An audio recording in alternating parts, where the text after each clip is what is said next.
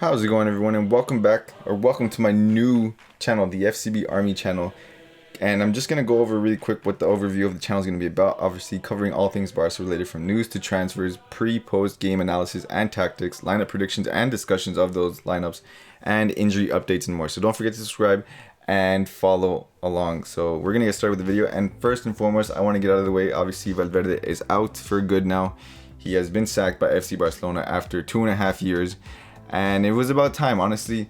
He always was going to have an uphill battle, even from the moment of him coming into the dugout. We lost Neymar on his very first year, and that was a huge thing because that was our second best player in the club. And it's sad because he had to switch formations to a 4-4-2, and it worked for a little bit. But obviously, the downfall came in Europe when we went up against Roma and Liverpool. The defeats hurt. We choked 2 massive leads going into those games, and we never recovered from that. But we did earn some success under Valverde, gaining 2 La Liga titles, 1 Copa del Rey, and 1 Supercopa de España.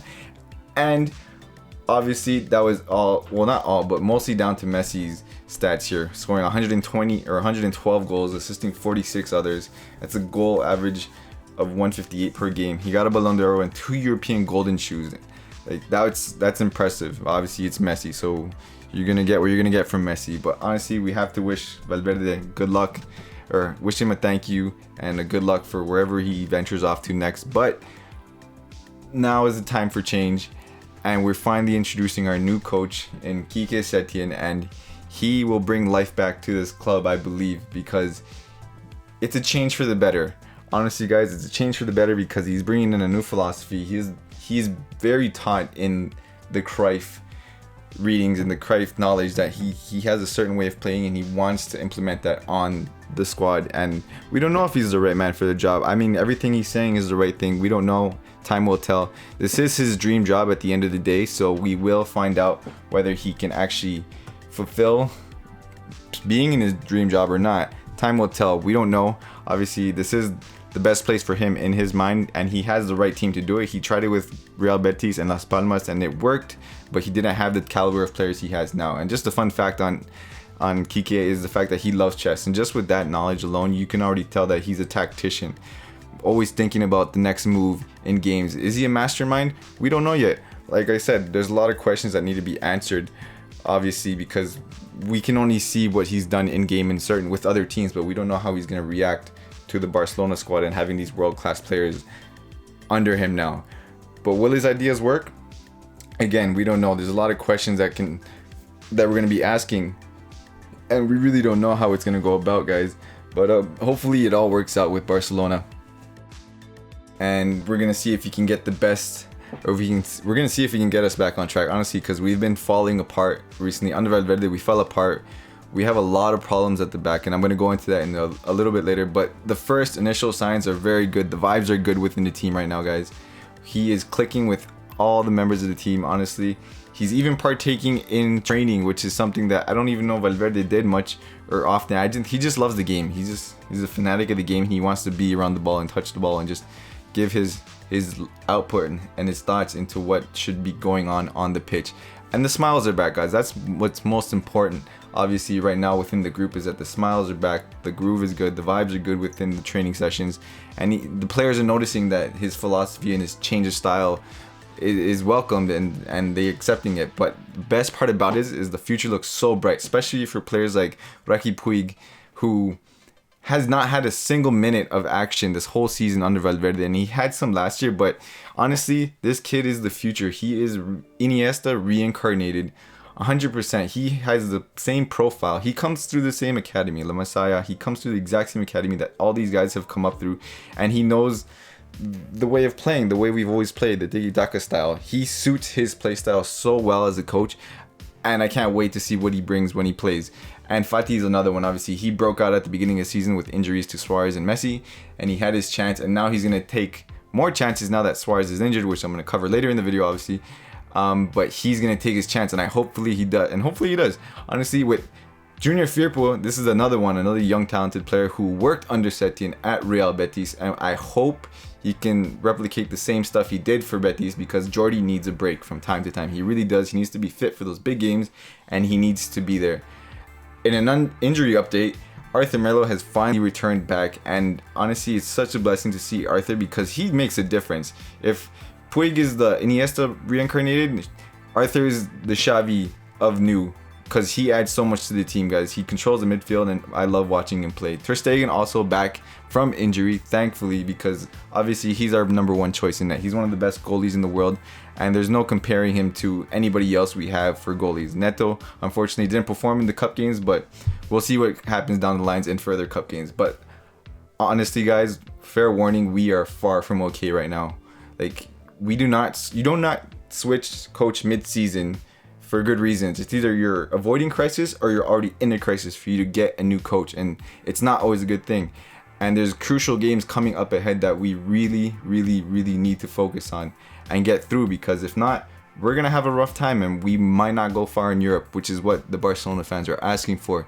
We've won the league many times, but we need to play better in Europe to actually gain that Champions League. And Setien needs to address a lot of the problems that are going on within the club right now. A lot of the defensive errors and a lot of the lapses in concentration of what's going on. Like, these senior players really need to step up. Players like Piqué, Busquets, Rakitic, Jordi Alba, Messi's leading from the front. He's doing what he can, but he can't do everything for what's going on behind him. He can do with the stuff at the opposite end in the final third. That's what he needs to do. And our main problem right now is the fact that we switch off way too often, guys. We've seen it against Liverpool. We saw it against Roma. We saw it against Atletico just recently. We switch off and we concede goals.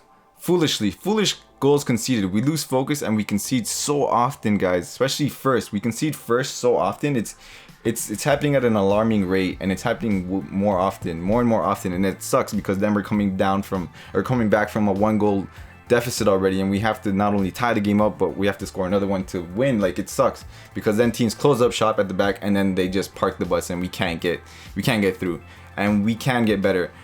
We have to do better, honestly, guys. We really do, because this team is capable of winning everything this year.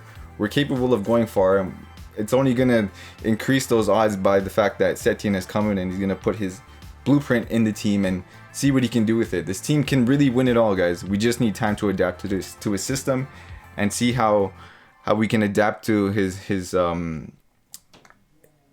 ideologies of how to play the game, which is, we know how to play the way he wants to play. We have the players to do it. We just have to, like I said, see how it develops over time. But sadly, injury update on Suarez is that his season is over. Unfortunately, he will be out for 4 months, which is practically the rest of the season, and that sucked. That's such a huge blow for us, guys. It really is. Like, he's one of the best strikers in the world, and the fact that we lost him now means we're gonna have to either go into the market for a number 9 or try to make with what we have. And Dembele is another one coming back from injury. His comeback is nearing closer, but what are we gonna get? Are we gonna get an injury-prone Dembele? Or are we going to get that Dembele that shows us flashes here and there of brilliance? Because he's got the potential, guys. He really does. He's got raw potential, but he's too injured too often, and he needs to change that.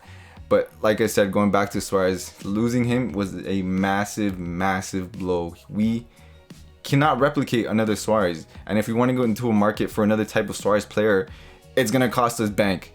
It's going to cost us money, and we don't have the funds to do that mid-season. We really don't. So unfortunately, we're going to have to do without Suarez for the remainder of the season. But do we need a number 9? That's the question here, guys. Do we need a number 9 going into the second half of the season? Do we dive into the market and buy a number 9? Or do we use Griezmann? Griezmann's natural position is at the forward slot, or slightly just behind the forward as a false 9. Or he could play on the right. That's the thing. We have yet to see where Setien will play Griezmann in these next few games, and we don't know. It might work out. We might not need a number 9, but at the same time, is Griezmann enough cover for this forward position? I honestly don't think so. I honestly do think we need to go into the market, because Griezmann has a tendency to not perform week in, week out. He did it for Atletico Madrid, where he did the same thing. He would be inconsistent, and Diego Simeone would take him off halftime or 60th minute, and it sucks because he's always had that a part of his game. But that's going to be the end of the video, guys. I want to hear what you guys have, or what you guys are thinking, what your thoughts are on with Setien. Will he succeed at Barcelona? Comment down below if you think he's going to succeed, guys. I have my hopes that he will. I really hope he does. And we'll see, guys. I don't know. But that's going to be for me, guys. I hope you enjoyed the video. Drop a like, subscribe for more. And as always, I will see you in the next one.